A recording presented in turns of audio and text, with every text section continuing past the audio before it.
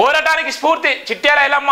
అణచివేతకు గురైన బలైన వర్గాల తిరుగుబాటు తత్వానికి ప్రతిఘటన పోరాటం చిట్యాల ఐలమ్మ స్ఫూర్తిగా నిలిచారని బీఆర్ఎస్ అధినేత కేసీఆర్ అన్నారు. తెలంగాణ రైతాంగ పోరాట యోధ ఆత్మగౌరవ ప్రతీక వీరనారి చిట్యాల ఐలమ్మ జయంతి సెప్టెంబర్ 26న సందర్భంగా వారందరినీ వారధించిన పోరాట స్ఫూర్తిని స్మరించుకున్నారు. తెలంగాణ సామాజిక సాంస్కృతిక అస్తిత్వ ఉద్యమంలో స్వయం పాలన కోసం కొనసాగిన పోరాటంలో పెద్ద ఎత్తున బహుజనులు భాగస్వామ్యం కావడం వెనుక నాటి వారి పోరాట స్ఫూర్తి ఇమిడి ఉందని కేసీఆర్ తెలిపారు. చిట్యాల ఐలమ్మ ఆకాంక్షలను అనుగుణంగానే 10 ఏళ్లు బీఆర్ఎస్ తెలంగాణ రాష్ట్ర తొలి ప్రభుత్వం అడుగు బలైన వర్గాల కోసం చేసిందని కూడా మాజీ సీఎం కూడా వ్యాఖ్యలేసిన సందర్భాలు మనం చూస్తున్నాం. సనాతన ధర్మం అంటే ఏంటో తెలుసా? సనాతన ధర్మం అంటే అష్టవర్షత్ భవితే కన్య అంటే నీకు 8 ఏళ్ళు వస్తే పెళ్ళి చేయాలి. అష్టవర్షిత్ అంటే చాలామంది నిజంగా ఇబ్బంది పడతారు. సనాతన ధర్మం అంటే తెలియదు, నిజంగా దేవుళ్ళకి పోతారు, మొక్కుతారు, ఇవాళ పూజలు పురస్కారాలు చేస్తారు. తర్వాత అయ్యగారు చెప్పినటువంటి వేదాలు, అయ్యగారు చెప్పేటువంటి పిండ ప్రధానాలు, అయ్యగారు చెప్పేటువంటి ఏ అయితే సంవత్సరికాలు, ఇంకా పుట్టినరోజులు, ఇవన్నీ ఇల్లు కట్టుకోవాలన్నా శోభన చేసుకోవాలన్నా ఏ జలన్నా అయ్యగారిని అడిగే చేస్తారు. మరి అయ్యగారు చేసినట్టయితే నిజంగా దేశమంతా బాగుపడాలి కదా, దేశంలో కులాలు మతాలు అన్నీ పోవాలి కదా. ఇదే సనాతన ధర్మం ఉంటే నిజంగా అక్కడ తిరుపతి లడ్డు వివాదం ఇంతగానం జరగొద్దు కదా. ఇన్ని లక్షల మంది పోలీసులు, ఇన్ని వేల మంది కెమెరాల సాక్షిగా ఆ దేవుడికి నైవేద్యం పెట్టేటువంటి నేపథ్యంలో దేవుడే చూడాలి కదా.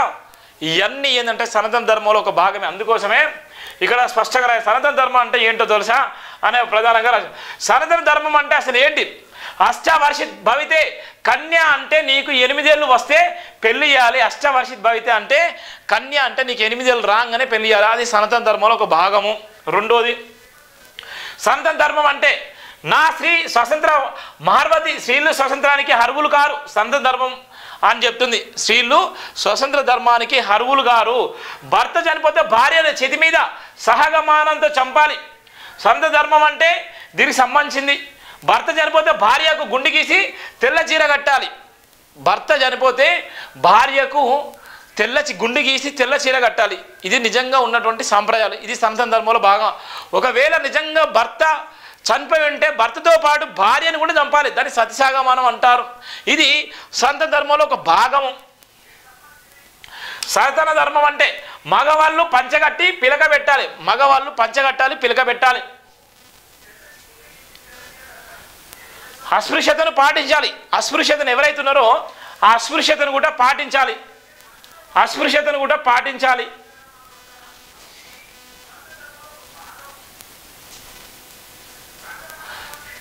దళితులను ఆలయంలోకి రానివ్వకూడదు. ఇప్పుడు కూడా జరుగుతుంది. సనాతన ధర్మం అంటే ఉన్నటువంటి సిబ్బందం.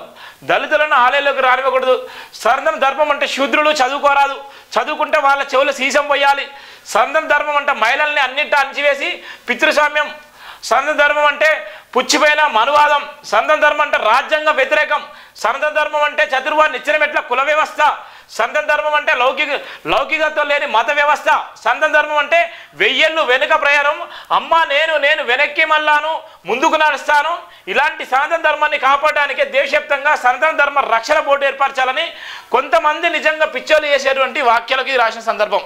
ఇలా చాలామంది సనాతన ధర్మాన్ని తీసుకురావాలి, సనాతన ధర్మం వస్తే నిజంగా బాగుపడతాయి. ఇవాళ పిచ్చోళ్ళ మాటలు, మేధావులు పిచ్చోళ్ళలాగా మాట్లాడుతున్నారు. సనాతన ధర్మం గురించి కొంతమంది మేధావులు పిచ్చి వాళ్ళలాగా మాట్లాడుతున్నారు. అందుకోసమే సనాతన ధర్మము మనం స్పష్టంగా చెప్పడం జరిగింది. సనాతన ధర్మం అంటే ఏంటో ఇలా చెప్పకనే చెప్తున్నాం. ఇలా సనాతన ధర్మం అంటే ఏ విధంగా ఉంది, సనాతన ధర్మంలో ఉన్నటువంటి లక్ష్యాలు ఏంది, వాళ్ళు ఏం చేస్తారు, వాళ్ళకి కావాల్సినటువంటిది వ్యవస్థ ఏంది, సనాతన ధర్మం వల్ల నిజంగా విద్యా వ్యవస్థ బాగుపడుతుందా, ఆరోగ్య వ్యవస్థ బాగుపడుతుందా, మరి కులం వ్యవస్థ పోతుందా, నిజంగా వాళ్ళు ఆర్థికంగా ఎదగలుగుతారా, మరి నిజంగా అందరూ సమానమని చెప్పేటువంటి నినాదం ఉందా ఈ సనాతన ధర్మానికి? ఎక్కడ ఉంది సనాతన ధర్మం? సనాతన ధర్మం ఎక్కడ ఉంది? సనాతన ధర్మానికి కావాల్సింది ఏంటంటే ఇవాళ ఎవరైతే మహిళలు ఉన్నారో మహిళలను నిజంగా వాళ్ళను వివస్త్రం చేయాలి. ఇవాళ దళితులను చెప్పుకుంటే వాళ్ళు గుళ్ళోకి రానివ్వకూడదు. ఇవాళ అయ్యగారు చెప్పే మాటలకు విని నిజంగా దేశమంతా వాళ్ళ కాళ్ళు మొక్కాలి. ఇవాళ వాళ్ళు చెప్పేటువంటి నినాదాన్ని భుజస్కంధాలపై మోయాలి. లేని దేవుడిని సృష్టించి ఆ దేవుడున్నాన్ని మొక్కాలి. ఆ ఉన్నటువంటి దేవుళ్ళ మనోభావాలు దెబ్బతినకుండా వాళ్ళని కాపాడడానికి ఒక భజన చేయాలి. ఉన్నటువంటి ఏదైతే ఉన్న పిండ ప్రధానాల విషయాల్లో కానీ ఇవాళ ఏదైతే అస్పృశ్యత ఉందో వాళ్ళు అంటుకోరాదు, ముట్టుకోరాదు. ఇదిగో ఇవన్నీ భయంకరమైన నేపథ్యం ఉంది. ఇవన్నీ సనాతన ధర్మంలో ఒక భాగం. రాజ్యాంగాన్ని గౌరవించరు, రాజ్యాంగ స్వస్థ ఇవన్నీ ఎవ్వి లేవు అని రాజ్యాంగం చెప్తారు. అందుకోసమే రాజ్యాంగాన్ని వాళ్ళు గౌరవించారనే నేపథ్యం కూడా మనం చూస్తున్నాం. సినిమా తెర వెనుక కొరలు చాచిన భాగస్వామ్యం. సినిమా ఎంత ఘోరంగా ఉంది. సినిమా వెనక ఉన్నటువంటి రహస్యాలు, సినిమా ముందున్నటువంటి రహస్యాలు మనకు ఎవరు తెలియదు. చీకటి గదిలో జరిగేటువంటి అనేకమైనటువంటి రహస్యాలు ఉంటాయి. సినిమా ముందు చూపించినటువంటి భాగంలో వేలాది మంది, లక్షలాది మంది ప్రపంచం అంతా చూస్తారు ఆ సినిమాలో. కానీ సినిమా తెర వెనుక ఉన్నటువంటి అనేకమైనటువంటి లైంగిక వేధింపులు, మానసిక వేదలు, భయంకరమైనటువంటి దోపిడీ వ్యవస్థ, భయంకరమైనటువంటి అది ఎన్ని ఘోరం అంటే అంత ఘోరమైనది ఈ తెర వెనుక ఉంటుంది. దానికి సంబంధించినటువంటి ప్రధాన వార్త కూడా అయినది. సినిమా తెర వెనుక కొరలు దాచిన భాగస్వామ్యం.